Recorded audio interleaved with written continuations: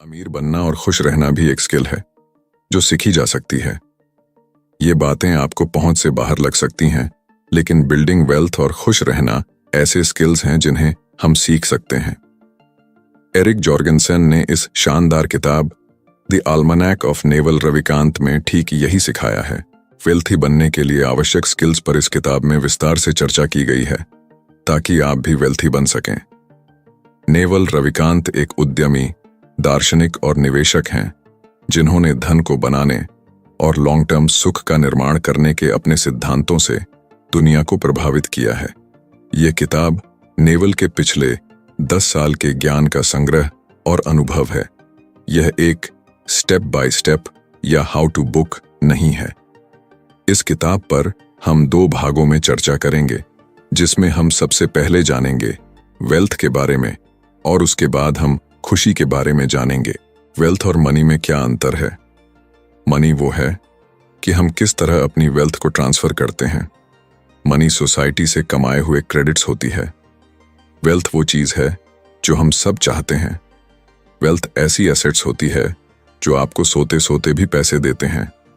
Wealth एक software या एक कंप्यूटर प्रोग्राम भी है जो रात को भी काम करता है और हमें पैसे कमा कर देता है।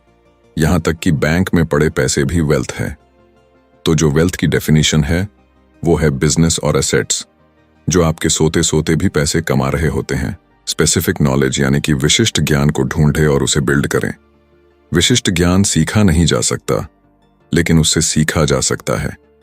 जब नेवल स्पेसिफिक नॉलेज की बात करते हैं तो उनका मतलब है कि वो चीज जानना जो आप अपने बचपन या अपने टीन्स में बिना किसी प्रयास के कर रहे। कोई ऐसी चीज जिसे आपने स्किल समझा ही नहीं, लेकिन आपके आसपास के लोगों ने नोटिस किया। खास बात यह है, उस स्किल के बारे में आपको एक विशिष्ट ज्ञान है जो औरों को नहीं है। जैसा आप कर सकते हैं वैसा दूसरा कोई और नहीं कर सकता। स्पेसिफिक नॉलेज या कहे तो विशिष्ट ज्ञान वह ज्ञान है जिसके लिए आपको प्रशिक्षित नहीं किया जा सकता। यदि समाज आपको प्रशिक्षित कर सकता है तो वह किसी और को भी प्रशिक्षित कर सकता है और आपकी जगह ले सकता है। विशिष्ट ज्ञान आपकी वास्तविक जिज्ञासा और जुनून का पीछा करके पाया जाता है, न कि जो अभी चल रहा है। विशिष्ट ज्ञान का निर्माण आपको खेल जैसा लगेगा, लेकिन दूसरों को यह काम जैसा लगेगा। जब विशिष्ट ज्ञान सिखाया जाता है तो यह स्कूलों के माध्यम से नहीं, बल्कि अप्रेंटिसशिप्स या कहें तो प्रशिक्षुता के माध्यम से सीखा जा सकता है। विशिष्ट ज्ञान अक्सर अत्यधिक तकनीकी या रचनात्मक होता है। इसे आउटसोर्स्ड या ऑटोमेटेड नहीं किया जा सकता है। स्पेसिफिक नॉलेज के बारे में पता होगा। विशिष्ट ज्ञान एक संयोजन है आपकी यूनिक आदतों का जो आपके डीएनए में है, आपकी यूनिक परवरिश का और आपका इन सभी चीजों के लिए प्रतिक्रिया का। पहला इंसान जिसने नेवल की विशिष्ट ज्ञान को पॉइंट आउट किया था वो थी उनकी मां। ये वो समय था जब नेवल 16 साल के और अपने दोस्तों को कह रहे थे कि वो एक एस्ट्रोफिजिसिस्ट बनेंगे, और उनकी मां ने कहा, नहीं, तुम बिजनेस में जाओगे। नेवल ने कहा, ये मेरी मम्मी क्या कह रही है, मैं बिजनेस में जाऊंगा। उनकी मां को पता था कि वो क्या कह रही थी, क्योंकि उन्होंने अपने बेटे को बिल्कुल पास से नोटिस किया था। स्पेसिफिक नॉलेज अपने अंदर के टैलेंट को और अपनी जेन्युइन क्यूरियोसिटी को परस्यू करके आती है। ये ऐसा नहीं है कि जो भी करियर ट्रेंडी हो उसमें चले गए, या जो भी बिजनेस इन्वेस्टर्स कह रहे हैं उसमें चले गए। अगर आपने कभी अपने पैसे को इन्वेस्ट किया है या फिर कभी फाइनेंस के बारे में कुछ पढ़ा है तो आप इस शब्द के सामने जरूर आए होंगे, कंपाउंडिंग। कंपाउंड इंटरेस्ट सिर्फ फाइनेंस की दुनिया में ही नहीं बल्कि जिंदगी की हर जगह पर इस्तेमाल होता है। जिंदगी में सारे रिटर्न्स, चाहे ज्ञान में हो, रिश्तों में हो या वेल्थ में हो, कंपाउंड इंटरेस्ट से ही आते हैं। इसके सबूत के लिए आप समाज के सबसे बड़े रोल्स को देख सकते हैं कि क्यों कोई इतनी बड़ी कंपनी का सीईओ है या कोई इतने करोड़ रुपए को कैसे संभाल रहा है। इसका जवाब है कि लोग उन पर विश्वास करते हैं। उनके ऊपर इसलिए विश्वास किया जाता है क्योंकि उन्होंने जो रिश्ते बनाए हैं वो कंपाउंडिंग के कारण विश्वास के रूप में बढ़ते चले गए, जिनकी विश्वास के रूप में कीमत 10 गुना या 20 गुना हो गई है। जवाबदेही या अकाउंटेबिलिटी लेना। अमीर बनने के लिए आपको लेवरेज की जरूरत होगी। लेवरेज श्रम हो सकता है, पैसा हो सकता है, कोड या मीडिया हो सकता है, लेकिन इनमें से काफी सारी चीजें लोगों को आपको देनी पड़ेगी। इनमें से कुछ चीजें जैसे लेबर या कैपिटल को लेने के लिए आपको लोगों को विश्वास दिलाना होगा, और यहीं पर जवाबदेही का कॉन्सेप्ट आता है। जवाबदेही एक दो धारी तलवार के जैसी है। जब चीजें अच्छी चलती हैं तो आप क्रेडिट ले सकते हैं, लेकिन अगर चीजें सही से नहीं चलती तो आपको असफलता को अपने नाम पर लेना होगा। यानी कि किसी चीज में नाकामयाब होने पर आपको उसे खुद के जिम्मे लेना होगा।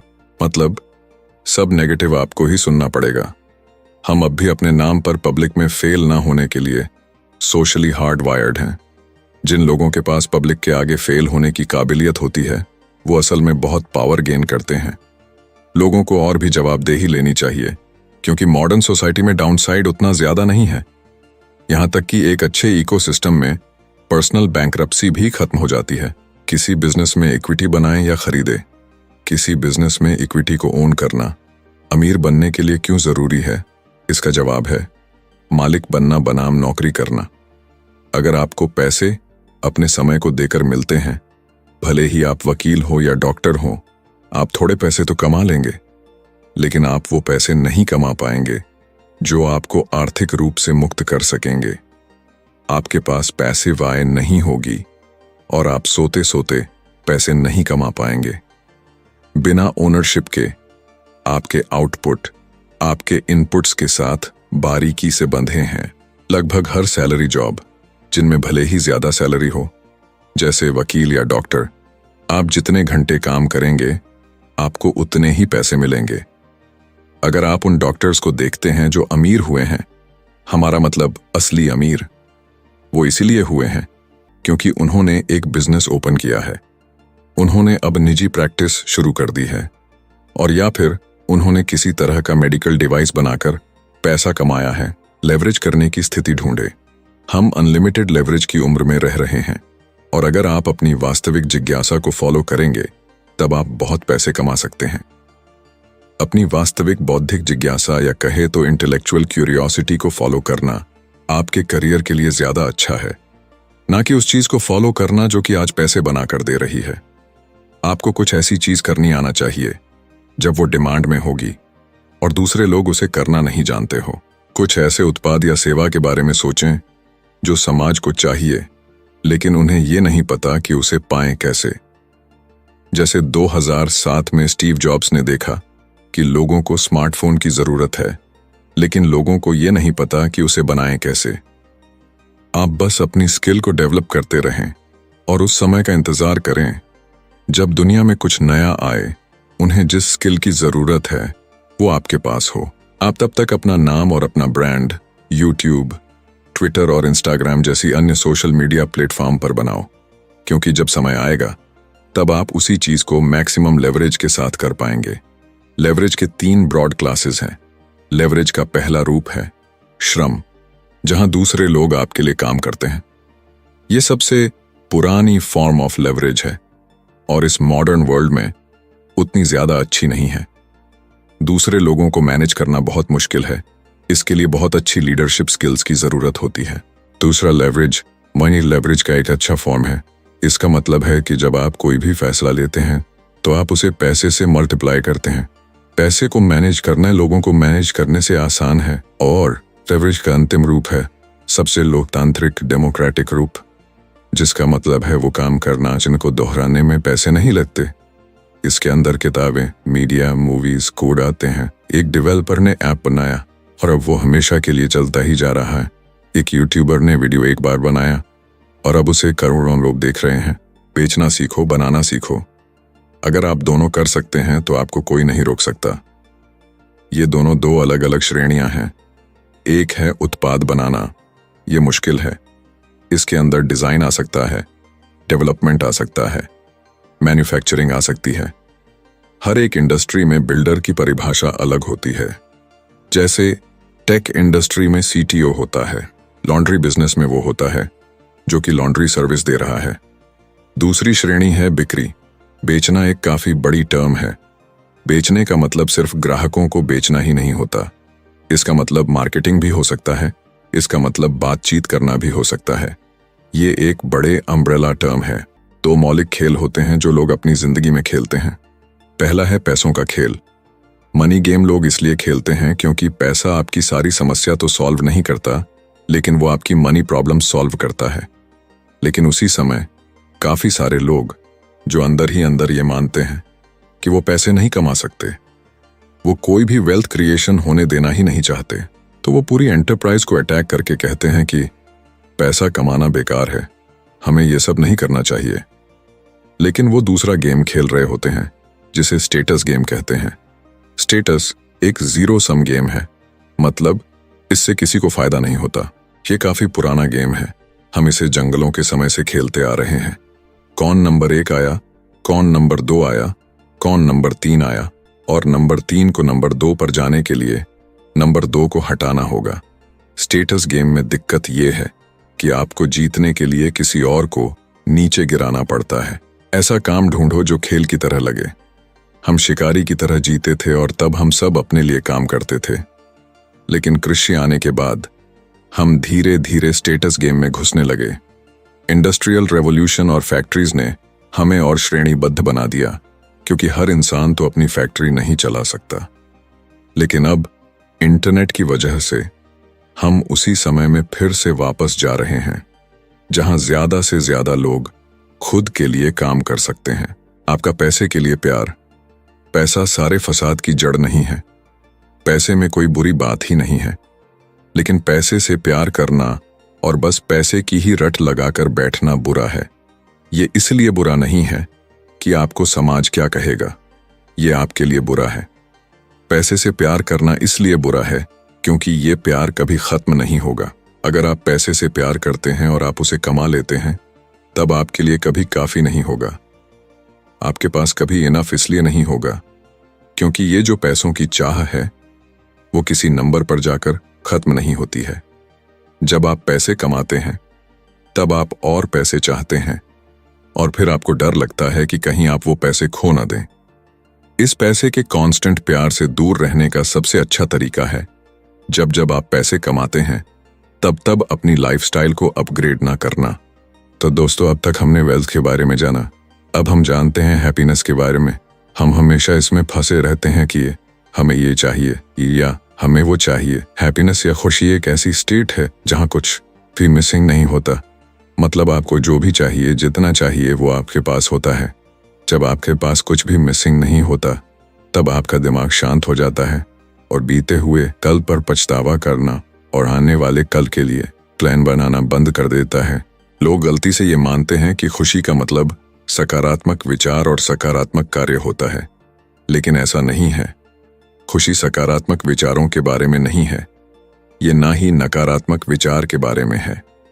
खुशी का मतलब इच्छाओं का ना होना है, खासकर बाहरी चीजों की इच्छाओं का। खुशी को प्रेजेंस की जरूरत होती है। किसी भी समय जब आप चल रहे होते हैं तो आपके दिमाग का काफी कम प्रतिशत वर्तमान क्षण में होता है। बाकी का दिमाग या तो बीते हुए कल के बारे में सोच रहा होता है या आने वाले कल के लिए प्लान कर रहा होता है। इसकी वजह से आपको असली अनुभव नहीं हो पाता है। यह आपको आपके आसपास की हर चीज में सुंदरता देखने से रोक रहा है, और आप जहां पर भी हैं उस पल के लिए आप कभी आभारी भी नहीं हो पाएंगे। अगर आप बस भविष्य के बारे में ही सोचते रहें तो आप सच में अपनी सारी खुशियों को खत्म कर लेंगे। आज हम नई कार लाए। अब मैं कार का घर पे आने का इंतजार कर रहा हूं, और हर रात हम उस कार के बारे में हर जगह पढ़ते रहेंगे। ये सब हम क्यों करते हैं? क्योंकि वो बस एक कार है जो हमारी जिंदगी में ना के बराबर मदद करने वाली है। हमें पता है कि जैसे ही कार घर पर आएगी हम उसके बारे में सोचना बंद कर देंगे। बात यह है कि हम बाहरी चीजों के आदी हो चुके हैं और हम ये सोचने लगे हैं कि बाहर की चीज से हमें खुशी मिलेगी, और ऐसा बिल्कुल भी नहीं है। मैं तब खुश हो जाऊंगा जब मुझे वो चीज मिल जाएगी, फिर भले ही वो चीज कुछ भी हो। ये बहुत बड़ी गलती है जो हम पूरे दिन करते रहते हैं। इंसान की सारी परेशानी इसीलिए आती है क्योंकि वो शांति से एक कमरे में भी नहीं हो सकता। अगर आप शांति से 30 मिनट के लिए ही बैठ सकते हैं और खुश रह सकते हैं तो आप सफल हैं। ये काफी ताकतवर जगह होती है, लेकिन यहाँ पर कुछ ही लोग पहुंच पाते हैं। अगर आप अंदर और बाहर शांत है तो इसकी वजह से आपको खुशी मिलेगी। मुझे ऐसा नहीं लगता कि जिंदगी मुश्किल है, बल्कि हमने इसे मुश्किल बना दिया है। नेवल के लिए जलन के इमोशन से ऊपर उठना काफी मुश्किल था। ये एक जहरीला इमोशन है, क्योंकि दिन के अंत में आपको जलन से छुटकारा नहीं मिला और आप जिसे देखकर जल रहे हैं उसे भी कोई फर्क नहीं पड़ा। वो आज भी सफल है और अच्छे दिख रहे हैं। खुशी भी एक स्किल है, जैसे न्यूट्रिशन एक स्किल है, डाइटिंग एक स्किल है, फिट होना स्किल है, पैसे कमाना स्किल है, वैसे ही खुशी भी एक स्किल है। ये वो चीज नहीं है जिसके साथ आप पैदा होते हैं। अब कोई खुशी की स्किल को कैसे बिल्ड कर सकता है? आप अच्छी आदतें बना सकती हैं और वो आपको खुशी देने में मदद करेंगे। चीनी ना खाना आपके मूड को स्थिर स्टेबल रख सकता है। अल्कोहल ना पीना आपके मूड को और स्टेबल कर सकता है। और हाँ, वीडियो गेम खेलना आपको अभी तो खुशी दे सकता है, लेकिन लॉन्ग टर्म देखा जाए तो वो आपकी खुशी को खराब कर रहा है। मुख्य बात यह है कि आपको अपनी उन बुरी आदतों को अच्छी आदतों के साथ बदलना होगा जिन्हें आप बिना सोचे समझे करते हैं। दिन के अंत में आप अपनी आदतों का और जिनके साथ आप सबसे ज्यादा समय बिताते हैं उसका एक कॉम्बिनेशन है। नेवल यहाँ पर अपने एक पर्शियन दोस्त की बात बताते हैं जिसका नाम है बेहजाद। वो जिंदगी से बहुत प्यार करता है और वो उन लोगों के साथ बिल्कुल भी बात नहीं करता जो खुश नहीं रहते। अगर आप बेहजाद से पूछेंगे कि उसका सीक्रेट क्या है तो वो कहेंगे कि क्यों पूछना बंद करो और वाह बोलना शुरू करो। दुनिया इतनी गजब की जगह है, हम इंसान हर चीज को हल्के में लेते हैं। देखो अभी मैं और आप क्या कर रहे हैं। हम सब अपने घर पर हैं, छत के नीचे हैं। आप ये समरी पढ़ रहे हैं। हम दोनों तो दो बंदर होते जो किसी जंगल में बैठकर सूरज को डूबते हुए देख रहे होते। अगर आप प्रेजेंट मोमेंट में रहेंगे तो आप ये देख पाएंगे कि हमारे पास हर समय कितने सारे गिफ्ट्स हैं। हमें बस यही करना है। यहाँ पर नेवल अपनी आदतें बताते हैं जिनसे उन्हें खुशी हासिल करने में मदद मिली। सबसे पहली आदत है ध्यान। ध्यान का उद्देश्य है कि दिमाग कैसे काम करता है। ध्यान का बस सरल सा मतलब है कि हर एक पल के बारे में जागरूक रहना। मतलब अगर आप चल रहे हैं तो चलने पर ध्यान देना। नेवल ये भी कहते हैं कि हर रोज वर्कआउट करने से वो और ज्यादा खुश इंसान बन गए। अगर आपके पास शरीर की शांति है तो दिमाग को शांत करने में आसानी होगी। अब हम लोग आदतें कैसे बदल सकते हैं? एक आदत को लें, उसके लिए इच्छाएं बनाएं, उसे विजुअलाइज करें, उसके लिए एक रास्ता परिभाषित करें, नीड्स, ट्रिगर्स और सब्स्टिट्यूट्स को आइडेंटिफाई करें, अपने दोस्तों को बताएं और बहुत ज्यादा ट्रैक करें। जिंदगी की किसी भी स्थिति में हमारे पास 3 चॉइसेस होती है। या तो आप उस स्थिति को बदल सकते हैं, या आप उसे स्वीकार कर सकते हैं, और या आप उसे छोड़ सकते हैं। अगर आप उस स्थिति को बदल सकते हैं तो वो एक इच्छा होगी। जब तक आप उस स्थिति को बदलेंगे नहीं तब तक वो आपको पीड़ित करेगी। उदाहरण के लिए, अगर कोई गरीब है तो वो अमीर बनने की इच्छा करेगा, और जब तक वो अपनी हालात को बदल नहीं देता वो तब तक पीड़ित ही रहेगा। जो अच्छा विकल्प नहीं है वो है कि बैठकर ये विश करना कि आप इस स्थिति को बदलेंगे, लेकिन उससे नहीं बदलना। आप उसे छोड़ना चाहते हैं लेकिन छोड़ नहीं पा रहे हो। जो वाक्यांश नेवल उपयोग करते हैं वो बस एक ही शब्द है, स्वीकार करें। तो स्वीकृति होती कैसी है? ये बिल्कुल ठीक है कि आपने जो किया है उसका क्या रिजल्ट होगा।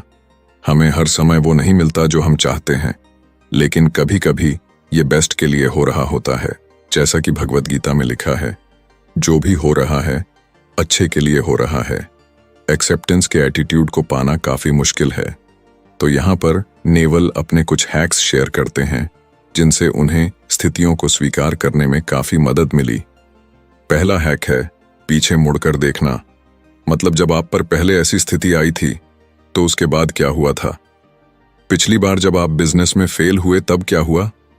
पिछली बार जब आपको स्वास्थ्य समस्याएं हुई तब क्या हुआ? आप उस स्थिति से आई सुधार और विकास को देख सकते हैं। वो एक और हैक बताते हैं, जब कोई बुरी स्थिति आती है तब वो अपने आप से पूछते हैं, किस स्थिति में क्या सकारात्मक है? ज्यादातर हर एक स्थिति में सकारात्मक होता है। अगर आप किसी स्थिति में पॉजिटिव नहीं ढूंढ पा रहे हैं, तब आप अपने आप से ये कह सकते हैं कि अब यूनिवर्स मुझे कुछ नया सिखाने वाले हैं। अब मुझे शांति से उसकी बात सुननी है। ध्यान करना इतना शक्तिशाली क्यों है? आपकी सांसें उन जगहों में से एक है जहां पर आपका automatic nervous system voluntary nervous system से मिलता है। यह अनैच्छिक है, लेकिन आप इसे कंट्रोल भी कर सकते हैं। ध्यान दिमाग के लिए इंटरमिटेंट फास्टिंग है। जैसे ज्यादा शुगर से बॉडी हैवी हो जाती है, वैसे ही ज्यादा डिस्ट्रैक्शन से माइंड भी हैवी हो जाता है। जब हम अकेले अनडिस्ट्रैक्टेड अवस्था में समय बिताते हैं, तो इसकी वजह से हम मेंटली फैट से फिट हो जाते हैं। यहां पर नेवल एक लाइफ हैक देते हैं। जब बिस्तर में हो तब ध्यान करो। या तो गहरा ध्यान होगा या आप सो जाएंगे। दोनों चीजों से फायदा है। मैं स्पेसिफिक गोल्स में विश्वास नहीं करता। स्कॉट एडम्स कहते हैं, सिस्टम सेटअप करो, गोल नहीं।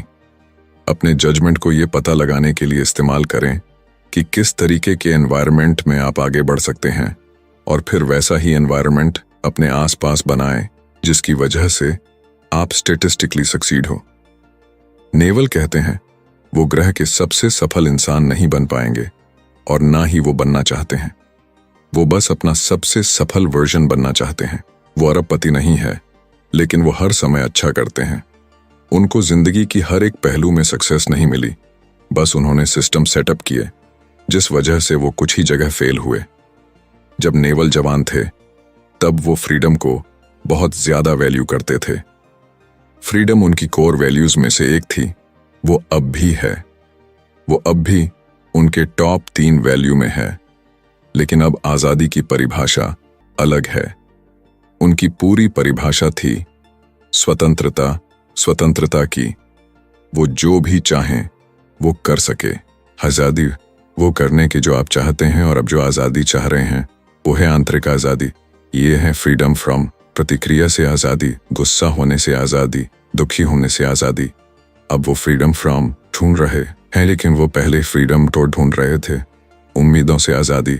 अगर आप दूसरे लोगों को हर्ट करते हैं क्योंकि उन्होंने आपसे उम्मीदें लगा रखी हैं, तो वो उनकी समस्या है।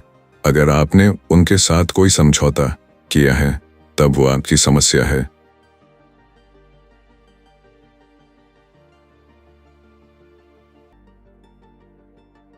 लेकिन अगर उनकी आपसे उम्मीदें हैं, तब वो पूरी उनकी समस्या है। इसका आपसे कुछ लेना देना नहीं है। उनकी लाइफ से काफी सारी उम्मीदें होंगी। जितनी जल्दी आप उनकी उम्मीदों को खत्म करें, उतना अच्छा है। अपने समय की वैल्यू करो, यही आपके पास है। ये आपके पैसे से भी ज्यादा जरूरी है। ये आपके दोस्तों से भी ज्यादा जरूरी है। ये हर एक चीज से ज्यादा जरूरी है। अपने समय को बर्बाद मत करो। इसका मतलब ये नहीं है कि आप रिलैक्स नहीं कर सकते। जब तक आप वो कर रहे हैं जो आप चाहते हैं, तब तक वो एक समय की बर्बादी नहीं है। लेकिन अगर आप अपना समय उन चीजों को करने में खर्च नहीं कर रहे हैं जो आप चाहते हैं, और ना ही आप कुछ कमा रहे हैं और ना ही कुछ सीख रहे हैं, तो आप कर क्या रहे हैं? दूसरे लोगों को खुश करने में अपना समय खर्च न करें। गुस्से से आजादी। गुस्सा क्या है?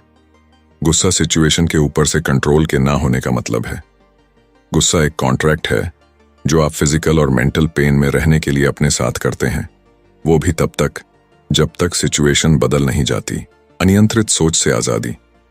एक बड़ी आदत जिस पर नेवल काम कर रहे हैं वो है अपने मंकी माइंड को बंद करना। जब हम बच्चे थे तब हम एक ब्लैंक स्टेट में थे। हम ज्यादातर प्रेजेंट में रहते हैं। हम ऐसी जगह रहते हैं जिसे नेवल रियल वर्ल्ड कहते हैं। बड़े होने से ख्वाहिशों की शुरुआत हुई। आप काफी ज्यादा सोचने लगे, एक पहचान बनाने लगे और अहम भी बनाने लगे। अगर आप कहीं जाते हैं और वहां पर 1000 लोग हैं, एक दिया हुआ समय पर सब अपने से बात कर रहे होंगे। वो फैंटेसी की दुनिया में जी रहे होते हैं कि कल क्या होने वाला है।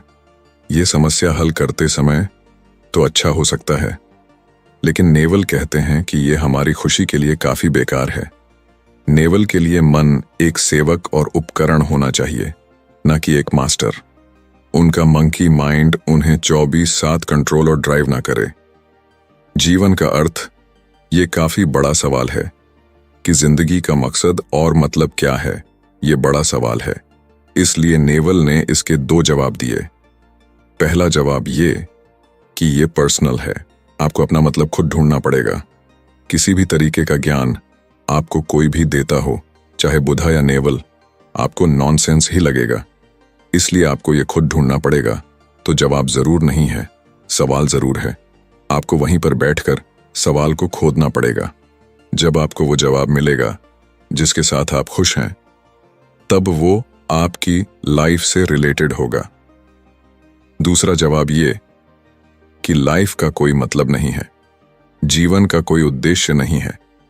कोई भी आपको कुछ पीढ़ी बाद याद नहीं रखने वाला, भले ही आप एक कलाकार हो, एक कवि हो या कोई भी, इसका कोई भी मतलब नहीं है। तो दोस्तों, हमने जाना कि वेल्थ बनाना और खुश रहना भी एक स्किल है। अगर आपको हमारे द्वारा बतलाई गई बुक समरी अच्छी लगी तो कृपया करके हमारे YouTube चैनल को सब्सक्राइब करें और हमें कमेंट करके बताइए कि आपको कौन सा भाग सबसे अच्छा लगा। हम दोबारा जल्द ही मिलेंगे। धन्यवाद।